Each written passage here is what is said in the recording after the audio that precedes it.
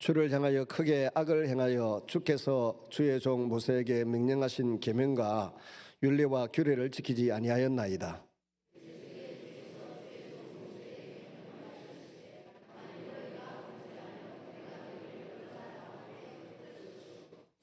만일 내게로 돌아와 내 계명을 지켜 행하면 너희 쫓긴 자가 하늘 끝에 있을지라도 내가 거기서부터 그들을 모아 내 이름을 두려고 택한 곳에 돌아오게 하리라 하신 말씀을 이제 청하건대 기억하옵소서.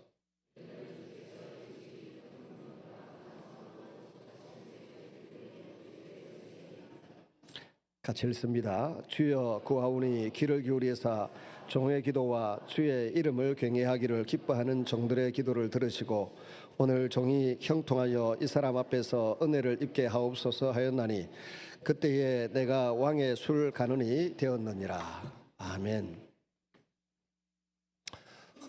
현충의 달 호국의 달이라 저도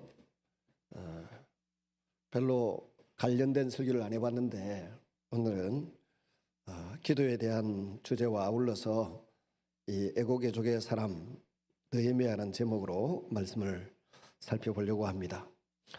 우리는 흔히 애국자라고 하면 나라를 위해서 목숨을 바친 사람들을 생각을 합니다. 그러나 성경은 애국심을 단순한 민족주의나 국가주의로 가르치지 않습니다. 성경이 말하는 애국은 하나님께 주신 공동체를 사랑하는 것입니다. 신구약 성경에 그런 믿음을 가진 사람들이 많았습니다. 나라는 이렇습니다마는 나라와 민족을 사랑하여 늘 기도하며 노력했던 믿음의 조상들이 있습니다. 다니엘이 그랬고 예레미야, 에스겔이 그런 삶을 살았습니다. 그런가 하면 에스더, 느헤미야, 모르드게 이런 사람들도 그런 삶을 살았던 사람입니다. 신약 시대에도 역시 예수님도 나라 이런 서러움을 안고 살아가던 유대인들에게 천국 복음을 전파하셨고 뒤이어 사도 바울도 나라 이런 서러움 속에 있던 동족 유대인들을 중심해서 온 세계에 복음을 전하는 일에 앞장섰습니다. 민족의 울타리, 나라의 울타리가 왜 중요한가 하면 공통분모를 많이 가지고 있지 않습니까? 피가 같고 피부가 같고 언어가 같고 문화가 같고 그래서 이것을 교두보로 삼아서 발판으로 삼아서 사도 바울은 1차, 2차, 3차 전도 여행을 다니면서 그곳에서 먼저 하나님을 예배하는 나라와 민족 사람들을 불러 모으고 또 그 사람들을 통해서 이방인들에게까지 복음이 전파되도록 힘을 쓰고 애를 썼습니다. 우리는 천국을 바라보고 천국을 삽니다마는 이 땅에 또한 발을 딛고 사는 동안은 복음 증거에 하나님의 이름을 드러내고 높이는 데 가장 중요한 방편이 되는 나라와 민족도 귀하게 여기고 사랑할 줄 알고 또 잘 활용할 줄 아는 지혜가 있어야 됩니다.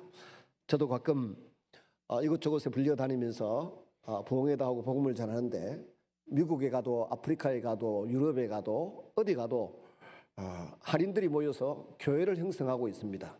그 교회를 중심으로 이웃들에게 복음을 전하고 아름다운 하나님 나라 공동체, 민족 공동체를 이루어가고 있는 귀한 장면들을 보게 됩니다.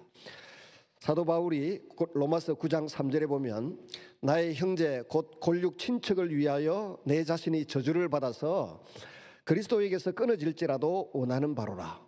그들은 이스라엘 사람이라 그들에게는 양자됨과 영광과 언약들과 율법을 세우신 것과 예배와 약속들이 있고 조상들도 그들의 것이요.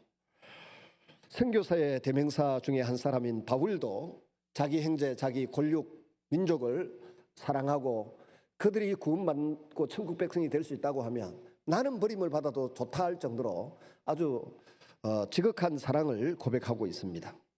오늘 본문의 주인공이 되는 느헤미야는 군인이 아닙니다. 정치가도 아닙니다. 바사왕 아닥사스다 밑에서 술 간원으로 일하던 사람입니다. 그러다가 간원장이 되어서 나중에는 예루살렘의 총독으로 파견되어서 12년 동안 일을 하는 그런 귀한 하나님의 사람이었습니다. 그는 페르시아에서 최고의 직업과 안정된 삶을 누리고 있었습니다. 조금 근원적으로 들어가면 이스라엘 백성들이 하나님의 말씀대로 살지 않고 우상 숭배를 일삼고 살고 이웃을 사랑하지 않고 하나님의 법을 지키지 않았으므로 바벨론의 포로로 끌려가서 70년 세월을 보내게 됩니다. 바벨론 포로로 끌려갈 때 주전 BC 605년에 다니엘과 세 친구들, 귀족들이, 청년들이 끌려갔어요. 그리고 598년에 에스겔과 1만여 명의 포로가 또 끌려갔어요. 그리고 568년에는 나라가 완전히 망하면서 또 많은 사람들이 포로로 끌려갔습니다. 그리고 남아있는 사람들은 뿔뿔이 흩어져 있었는데 하나님께서 70년이 차는 그 시점으로부터 시작해서 536년에 이제 5만 명의 포로들을 스룹바벨과 여호수아가 이끌고 귀국을 했습니다. 그리고 페르시아가 계속 이제 통치하고 있는 중에 예루살렘에는 총독들이 와 있었겠죠. 그랬는데 어느 날 하나님께서 그 다리오의 아들이죠. 다리오, 우리가 잘 아는 마라톤 경기가 있지 않습니까? 이 마라톤 평야에서 다리오 황제와 페르시아 군대가 그리스 팀들에게 패배하고 도망을 갔어요. 36명이 죽는 거 보고 36개 도망친. 36명이 죽었는데 100만 군대가 후퇴하고 도망을 쳐서 마라톤 전쟁에서 싸워보지도 않고 그리스 헬라 지역이 승리한 겁니다.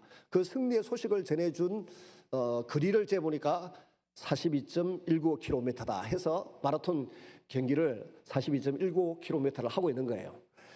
그리고 이 다리오 황제가 전쟁에서 패배한 것을 만회하기 위해서 그 아들 크세르크세스라는 사람이 있는데 성경에는 아수에로 이렇게 나와요. 이 아수에로 임금 크세르크세스의 복수전을 펼치기 위해서 사람들을 6개월 동안 각 지방자치단체에 있는 장수들, 장들을 불러 모아가지고 군사 작전 계획을 세우고 나머지 한 주 정도를 이제 피로연을 하는데 왕후 와수들을 이 크세르크세스가 오라 그랬더니 안 오는 겁니다. 자기 부인이 자랑스러워서 좀 용물을 보여달라 했더니 존심 상한다 하고 안 나타난 거죠. 그랬더니 무무백관들이 저렇게 네 가지가 부족한, 네 가지를 잘 해석해야 됩니다. 네 가지가 부족한 사람을 왕으로 두면 안 된다. 남자들의 체면을 깎아 먹는다 해가지고는 폐위시키고 새롭게 왕으로 이제 간택을 해놓고 아마 후보를 골라놔라 해놓고는 전쟁하러 갔다가 또 페르시아 이 군대가 치고 돌아왔어요. 그리고 479년이죠. 479년에 이제 결혼을 합니다. 이 왕후 에스더와 결혼을 했는데 어느 날 이 사촌 오라버지 모르드게가 잘못 키웠잖아요. 모르드게가 에스더를 잘 키워가지고 왕후까지는 만들었는데 어느 날 아말렉 사람이 나타나니까 아말렉 사람은 하나님의 원수로 삼고 아말렉은 없애겠다. 이게 하나님의 결심이니까 이 사실을 아는 모르드게가 아말렉 사람에게는 절도 안 하고 말도 안 걷는 겁니다. 총리 대신이 하만인데 하만이 이 아말렉 사람이에요. 그러니까 출애굽기 17장에 나온 그 사건을 염두에 두고 이 모르드게는 절대로 하만에게 절을 하거나 잘 보이려고 애를 쓰지 않습니다. 그래서 하만이 이 유대인들 다 죽여야 되겠다라고 결심을 했는데 이 사실을 알게 된 이제 에스더가 하나님 앞에 죽으면 죽으리이다 하고 3일 금식하고 온 그 수산성에 살고 있는 사람도 나와 함께 금식해달라 부탁을 해놓고 본인도 들어갔어요. 그래가지고는 이틀 동안 잔치를 할 테니까 이 하만하고 황제 폐하 두 분이 오시면 제가 근하하게 대접을 하겠습니다. 그리고 이 식사 대접을 딱 하고 이틀째 되는 날에 이 하만이 우리 동족을 다 죽이려고 합니다. 그랬더니 이 크세르크세스 황제가 화가 머리끝까지 나서 감히 내 왕후를 그리고 동족을 그리고 심지어 그 잘못된 마지막 결정적인 장면까지 이야기하면서 죽입니다. 그러면서 하만이 꾸며놓은 간계 때문에 10월 14일인가 12월 14일에 다 죽이기로 되어 있던 이 유대인들을 이제 살리기 위해서 불임절이라고 하는 날을 제비를 뽑아가지고 14일 날 다 죽이기로 되어 있던 것을 에스더 왕후가 이제 뭐 깨를 내어서 그랬는지 13일 날 유대인들이 먼저 유대인들을 죽이려고 하고 음모를 꾸미는 사람들을 죽일 수 있는 특별한 권한을 얻게 됩니다. 그래서 유대인들이 다 복수를 하고 오히려 살아남고 부유하게 됩니다. 이 놀라운 일을 경험한 것을 가리켜서 불임절 절기, 제비 뽑았다 뭐 이래가지고 불임절 절기가 되는데, 이때 에스더 왕후가 죽으면 죽으리다라고 하면서 황제 앞에 나아가게 되고, 또 잔치상 이틀을 차려가지고 복수전을 펼치고 했던 이 모든 사건을 통하여서 유대인들을 에스더 왕후 한 사람의 기도, 또 금식 기도했던 성도들의 기도, 이것으로 살아남은 줄로 믿습니다. 그러면 이후에 2차 포로기한을 했는데 536년에 여호수아와 스룹바벨을 총독을 필두로 해서 약 5만 명이 돌아왔어요. 남자만. 그리고 457년에 이제 남자만 해서 1800명이 돌아왔어요. 그리고 나중에 느헤미야 이 시대에 오늘 본문의 배경이 되는 이 사건으로 인해서 느헤미야가 4만 명을 데리고 돌아왔어요. 이거 누가 살려놓았습니까? 첫째는 하나님이 살려놓은 것이고, 둘째는 에스더가 기도하고 목숨을 걸고 행동했던 그것으로 살려놓은 줄로 믿습니다. 그래서 여자들을 우습게 보면 안 된다니까요. 자매님들을 귀하게 여기시기를 바랍니다. 여러분, 그러고 난 이후에 이제 느헤미야가 어느 날 자기 형제 하나니가 예루살렘을 한번 둘러보고 돌아온 가운데 그 소식을 전해드렸습니다. 그것이 오늘 본문 2절입니다. 애국 애족은 어떻게 하는가 하면 공동체의 아픔을 내 아픔으로 여기는 데서부터 시작됩니다.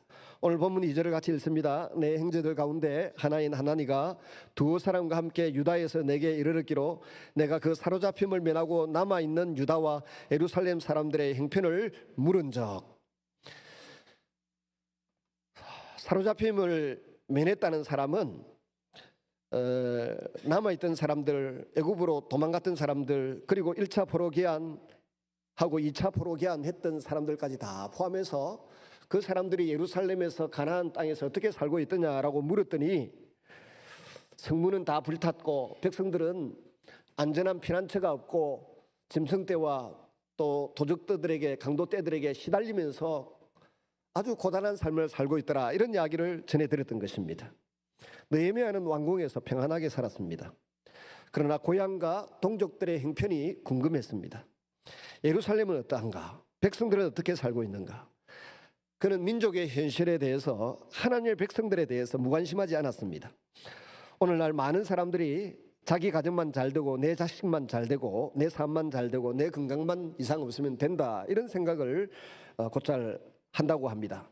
그러나 믿음의 사람들은 달랐습니다. 느헤미야도 달랐습니다. 나라가 무너지는데 내가 편할 수 없고, 민족이 고통을 당하는데 내가 즐거울 수 없고, 예루살렘이 황폐한데 내가 결코 행복할 수가 없다는 것입니다.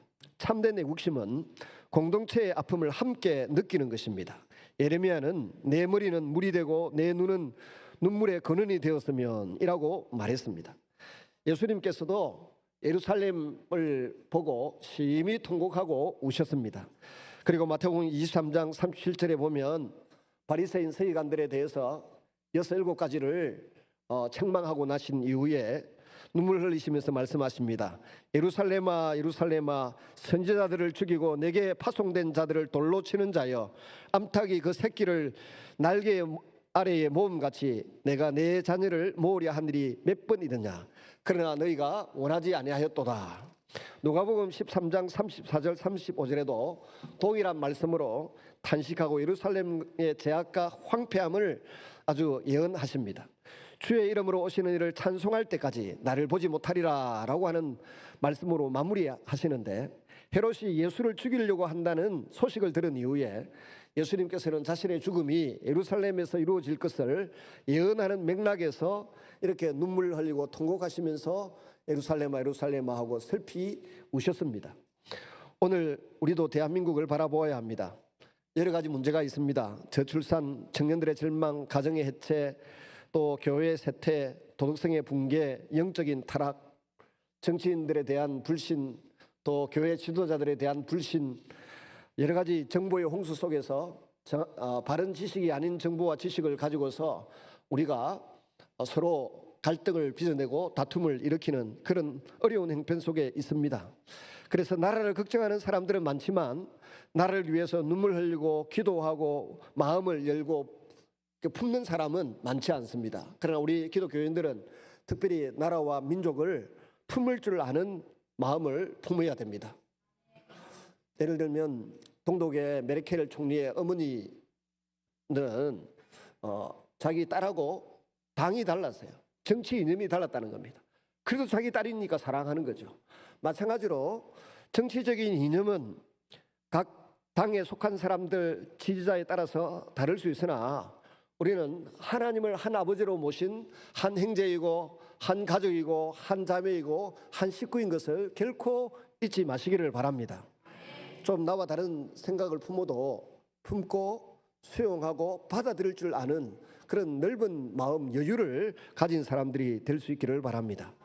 그리고는 차츰차츰 바른 지식을 제공하고 바른 정보를 취득할 수 있도록 도와주면 마음이 바뀌고 생각이 바뀝니다. 그리고 무엇보다 우리 안에 하나님의 말씀과 성령이 들어오면, 성령 하나님이 자리 잡으면 하나님께서 칭찬하시는 그 길로 가게 될 줄로 믿습니다.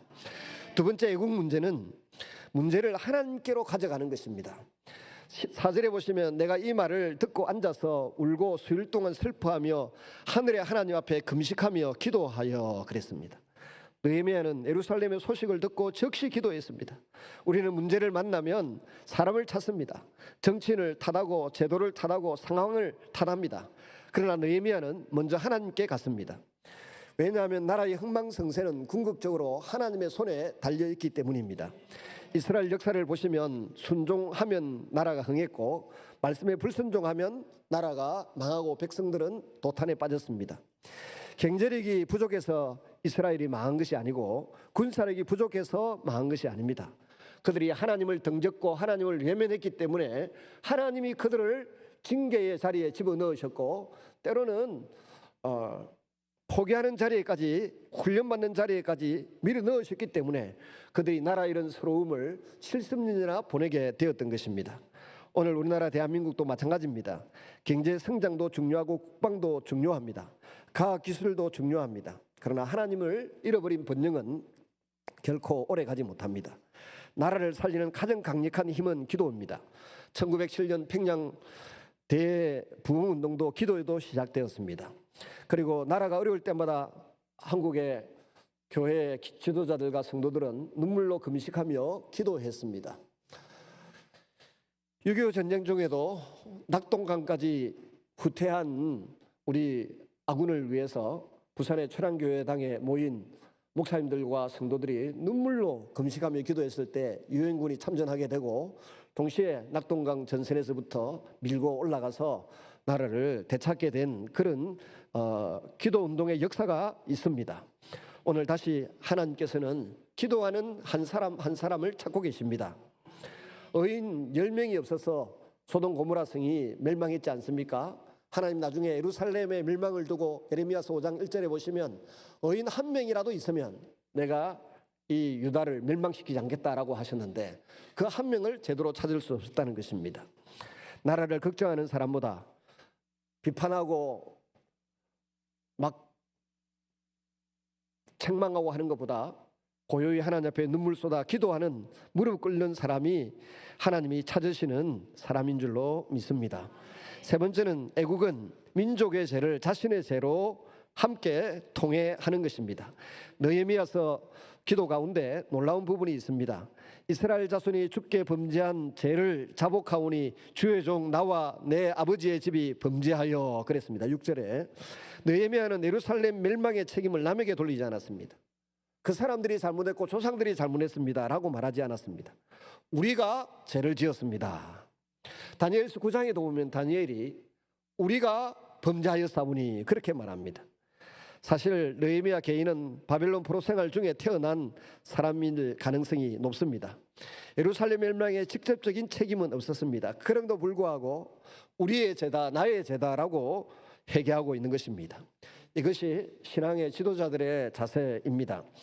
오늘 대한민국에도 회개가 필요합니다. 교회의 세속과 물질주의, 낙태, 가정파괴, 거짓, 부정직, 탐욕과 이기심. 우리는 남을 비난하기 이전에 내 마음에 있는 쓴뿌리를 주님의 보혈로 씻음받고 성령의 능력으로 치유받아야 될 줄로 믿습니다. 나라가 무너질 때 가장 먼저 해야 할 일은 회개입니다. 역대하 7장 14절은 말합니다. 내 이름으로 일컫는 내 백성이 그들의 악한 길에서 떠나 스스로 낮추고 기도하며 내 얼굴을 찾으면 내가 하늘에서 듣고 그들의 죄를 사하고 그들의 땅을 고칠지라. 우리가 마음을 낮추고 하나님 보시기에 내가 생각하는 것, 내가 걸어가는 길이 악한 길인지를 돌아보고 스스로 낮추면, 또 기도하면, 그리고 하나님의 얼굴을 찾으면 하나님이 듣고 반드시 땅을 고치시겠다. 요즘 말로 하면 우리의 환경을 고치시겠다고 말씀하시는 것입니다. 회개하는 백성을 하나님께서 찾으시고 그들을 기도를 들으시고 땅을, 환경을 고치십니다. 네 번째는 애국은 하나님의 약속을 붙드는 것에서부터 시작이 됩니다. 이 모든 기도의 배경에 하나님의 언약을 붙들고 있습니다. 솔로몬의 성전 봉헌 기도가 있었습니다. 열왕기상 8장 46절에서 50절 같이 한번 읽어봅니다.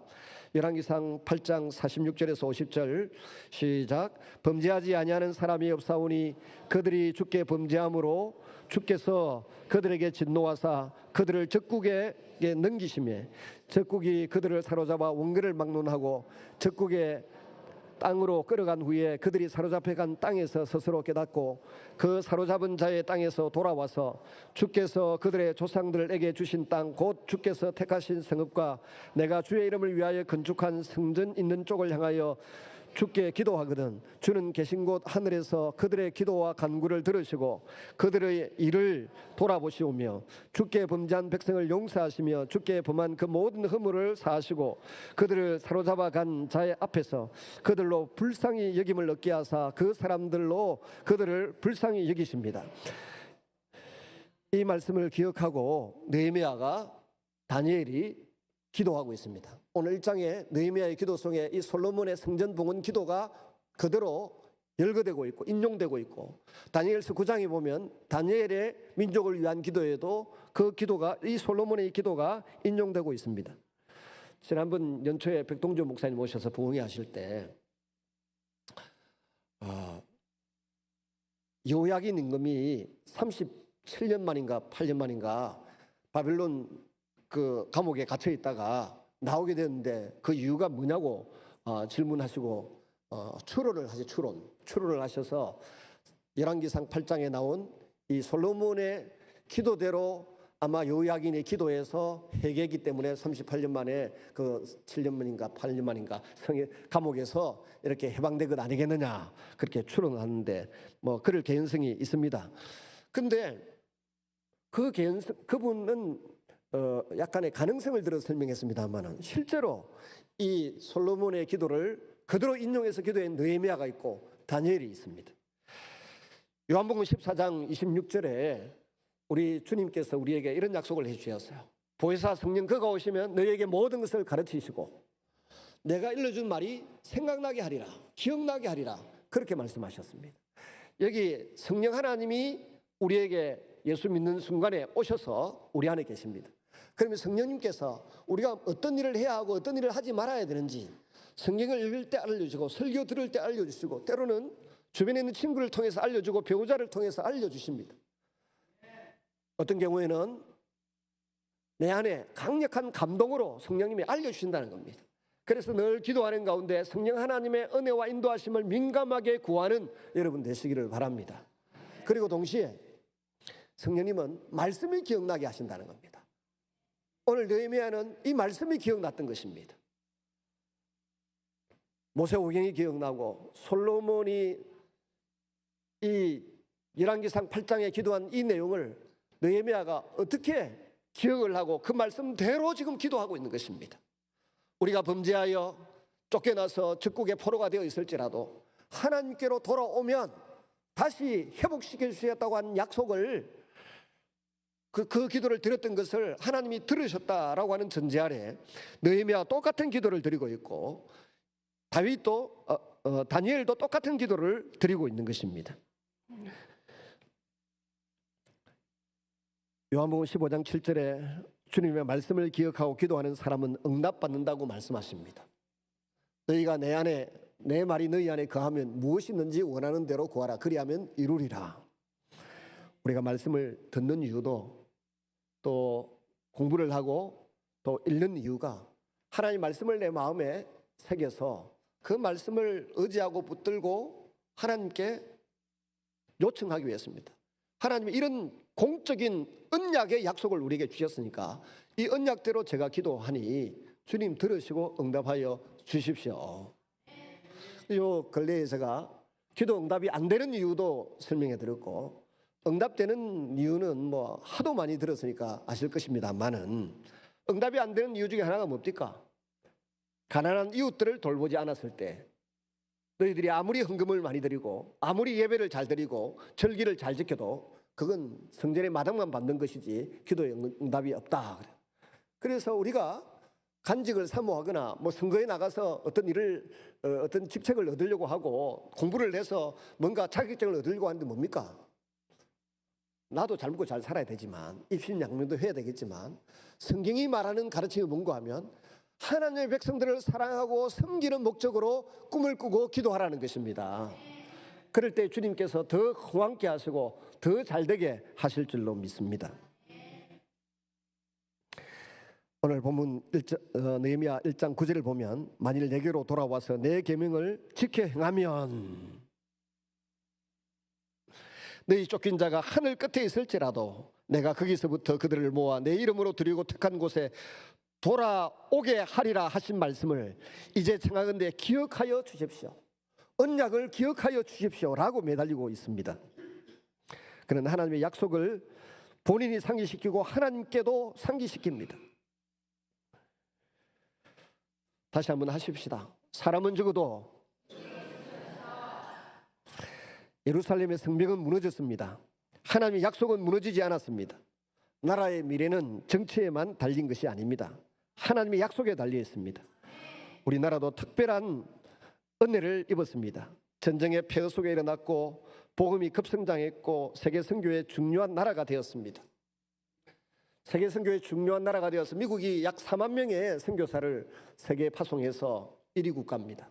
우리나라가 2만 4천 명 정도를 파송해서 선교 2위 국가입니다.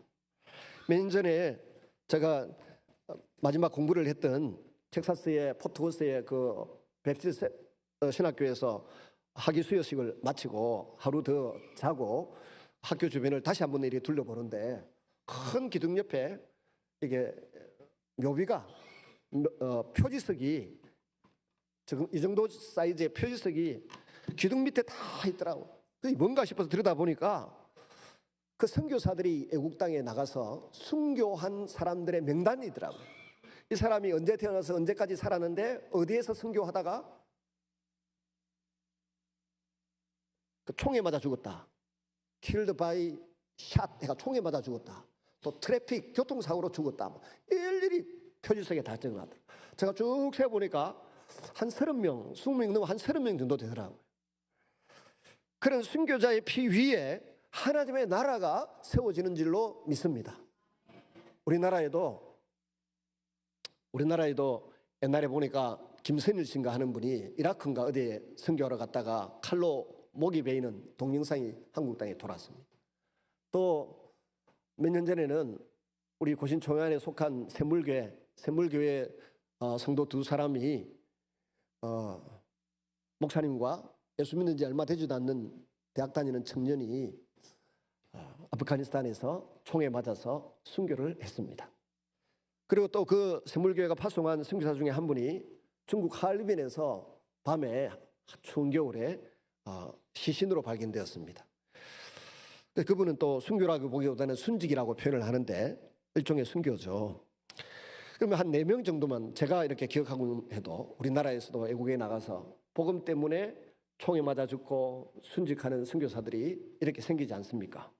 아주 젊어서 시신이 되어 돌아오는 후배들도 가끔 있었습니다. 하나님은 이 민족을 향한 계획이 있습니다. 그것은 이 민족을 통해서 우리 민족 가운데 복음이 전해지고 이 민족이 주님께로 돌아오게 하는 일이 하나님의 목적입니다. 먼저 우리를 구원하시고 우리에게 지위를 주시고 신분을 주시고 아름다운 교회당을 주신 목적은 이 영혼들을 구원하기 위한 목적이 있는 줄로 믿습니다. 그래서 우리는 나라가 혼란스럽고 이해되지 않는 일이 벌어져도 결코 낙심하거나 절망하지 말아야 합니다. 어려울수록 주님께로 돌아가야 되고, 어려울수록 기도해야 되고, 어려울수록 품어야 되고, 어려울수록 사랑해야 될 줄로 믿습니다. 시편 33편 12절은 말합니다. 여호와를 자기의 하나님으로 삼는 나라 곧 하나님의 기업으로 선택된 백성은 복이 있도다. 하나님은 하나님을 찾는 민족을 결코 버리지 아니하십니다. 다섯 번째로 애국은 행동하는 데 있습니다. 느헤미야는 기도만 하고 있지 않았습니다. 에스더도 기도만 하고 있지 않았습니다. 2장에 가면 왕에게 나아갑니다. 황제에게 휴가를 요청합니다. 비자와 목재를 요청해서 예루살렘으로 갑니다. 근데 그 황제는 느헤미야를 위해서 경호대까지 붙여줍니다. 느헤미야가 지혜로 가득 찬 제안을 했습니다. 왕이 살던 궁궐을 재건하기 위해서 간다고 하지 않고 조상들의 무덤이 있는 성을 재건하러 간다고 신앙적이고 종교적인 이야기를 하니 거절할 명분이 없는 거죠. 그래서 말미를 청하고 와서 아주 짧은 기간 내에 2달이 채 되지 않는 50의 1만인가 그 기간 동안에 70여 가정을 동원해서 예루살렘 성을 완벽하게 재건을 합니다. 참된 애국은 행동으로 나타납니다. 헌신으로 나타납니다. 기도한 사람이 일하게 되고 눈물 흘린 사람이 헌신할 마음이 일어납니다. 에스더는 민족의 구원을 위하여 죽으면 죽으리다 라고 왕 앞에 부르지 않으면 나아갈 수 없는데 법에 의하면 왕이 불러야 가는 거지, 부르지 않을 때 나갔다가 왕이 들고 있는 홀 지팡이 가지고 손을 내밀어 주지 아니하면 그대로 죽임을 당하는 벌을 받는 그런 일인데도 죽으면 죽으리다 라는 믿음을 가지고서 3일이나 금식하고 왕 앞에 나아가는 용기를 나타내었습니다. 에스더가 모르드게에게 회답하여 말합니다. 에스더 4장 14장 15절에서 17절을 보시면 같이 한번 읽습니다. 당신은 가서 수산에 있는 유다인을 다 모으고 나를 위하여 금식하되 밤낮 3일을 먹지도 말고 마시지도 마소서. 나도 나의 시녀와 더불어 이렇게 금식한 후에 규례를 어기고 왕에게 나아가리니 죽으면 죽으리이다 하니라. 모르드게가 가서 에스더가 명령한 대로 다 행하니라. 이 기도 이후에 하나님께서 지혜를 주셨고 그세르크세스 황제의 눈에 은총을 입을 만큼 예쁘고 믿음직하게 보였습니다. 잔치상을 만들어서 식사를 대접했습니다. 인내하며 계획대로 말했습니다. 그리고 불임절의 기쁨을 얻었습니다. 오늘 우리도 할 수 있는 일이 있습니다. 가정을 세우는 것, 정직하게 살아가는 것, 하나님 앞에 기도하는 것, 또 기도하고 다음 세대를 신앙으로 양육해내는 일, 교회를 건강하게 가꾸는 일, 나라를 위해서 기도하는 것, 신앙적인 가훈을 여러분 집에다가 내으시기를 바랍니다. 전에 우리 교회 어느 장로님은 다식다수, 심은 대로 거둔다 뭐 이 말씀을 가지고서 다식다수, 많이 심으면 많이 거둔다 뭐 이런 말씀이었어요. 저희는 저희 집에 한 용은 더 했는데 액자를 만들어가 붙여놓지는 않아서 기억을 못하는 것 같습니다. 여러분, 신앙적인 유산을 우리 자녀들에게 물려주면 그것이 바로 나라를 사랑하는 길이 되고 하나님 나라를 든든히 세우는 길이 되는 줄로 믿습니다. 너무 거창하고 큰 것보다 작은 일 하나에서부터 하나님 앞에 헌신하고 또 나라를 든든히 하는 일에 쓰임받을 수 있기를 바랍니다. 왜냐하면 건강한 우리나라는, 부강한 우리나라는 복음 전거하는 일에 아주 중요한 방편이 되고 또 수단이 되기 때문에 그렇습니다. 말씀했습니다. 느헤미야는 왕궁에서 편안하게 살 수 있었습니다. 그는 예루살렘을 위해서 울었습니다. 기도하고 회개하고 약속을 붙들었습니다. 그리고 행동했습니다. 오늘 하나님은 우리에게도 묻습니다. 너는 이 나라를, 이 민족을 얼마나 사랑하느냐? 애국은 구호가 아니고 눈물이고 기도이고 회개이고 헌신에서부터 시작됩니다. 우리 나라를 위해서, 동대를 위해서 애썼던 많은 사람들이 있습니다. 송일국 씨 새상둥이 키우는 이야기가 TV에 나오는 거 봅니다. 짧은 유튜브에 나온 걸 얼마 전에 본 적이 있는데, 김자진 장군 집안은 그야말로 99칸 어마어마한 부유한 집안이었대요. 근데 그거 다 팔아가지고 만주에 신흥무관학교 세우고 자기 집은 쫄딱 망하게 만들었다는 겁니다. 그래서 그 집안 내에서는 김두한 송일국 그 집안 내에서는 김자진 장군 하면 나라 백성들에게는 이렇게 떠받침 혼자 용된지 몰라도 자기들은 쫄딱 망하겠다는 겁니다. 그래서 할아버지 혼자 영웅되고 우리는 쫄딱 거지 됐다. 이게 그 집안 식구들이 모이면 웃으면서 하는 이야기랍니다. 그렇게 과거에 수많은 사람들이 호남에서 영남에서 그분은 경기도 어디 강원도 근처에 사셨던데 하여튼 다 이 나라와 민족을 위해 수고하고 애성 까닭에 오늘 우리가 평안을 누리고 세계 여행의 자유화를 누리고 또 선교하는 일에 있어서 힘을 내어서 복음을 전할 수 있는 인재들을 양성해내고 구원할 수 있는 힘이 생겼습니다. 이 하나님께서 이 나라에 주신 축복, 우리에게 주신 은혜와 축복들을 깊이 생각하면서 나중에 하나님 앞에 섰을 때에 사도 바울처럼 칭찬받을 수 있는 삶을 꿈꿀 수 있기를 바랍니다. 내가 선한 싸움을 다 싸우고 달려갈 길을 다 마치고 또 끝까지 믿음을 지켰으니 이제 이 이후로는 나에게 의의 멸류관을 주님이 주실 것이다. 그리고 나와 같이 그 주님의 은혜를 사모하는 자들에게도 그리하실 것이다 라고 선포했습니다. 우리도 주님 앞에 서는 그날을 바라보면서 남은 시간들을 아주 쪼개어서 이웃을 사랑하고 민족을 사랑하고 교회를 든든히 세우는 일에 힘쓸 수 있는 성도들이 되시기를 주님의 이름으로 축원합니다. 같이 한번 우리 기도하겠습니다. 수많은 사람들의 수고 까닭에 오늘의 우리가 있습니다. 이제 우리의 수고 까닭에 우리의 후손들이 믿음 생활을 잘할 수 있도록 교회를 든든히 세워갈 수 있도록 함께 기도하는 시간 될 수 있기를 바랍니다. 주여 한번 부르짖고 기도합니다. 주여 아버지 하나님, 오늘 이 아침에도 우리를 하나님을 불러내어 주셔서 감사합니다. 며칠 전에 주일이 지났습니다. 수많은 사람들이 목숨을 내어놓고 수고하고 희생하고 헌신해서 이 나라 대한민국이 교회로 말미암아 세워졌습니다. 이 사실을 잊지 않고 기억하며 기도하며 사랑하며 용납하며 더불어 살아가는 아름다운 우리 성도들이 되도록 은혜 베풀어 주옵소서. 느헤미야처럼 에스더처럼 기도하고 행동하는 그리스도인으로 살게 하여 주옵소서. 어려운 형편에 있는 이 나라 민족을 위하여 평가하고 불평하고 폄하하지 않게 하시고 서로를 든든히 세워가는 아름다운 믿음의 공동체 한국교회 우리 선한열매교회가 되도록 축복하시고 은혜를 베풀어 주옵소서. 우리에게 지각을 주시고 경침을 주셔서 주님 앞에 의의 멸류관 취할 수 있는 주의 자녀들이 다 되게 하여 주시옵소서.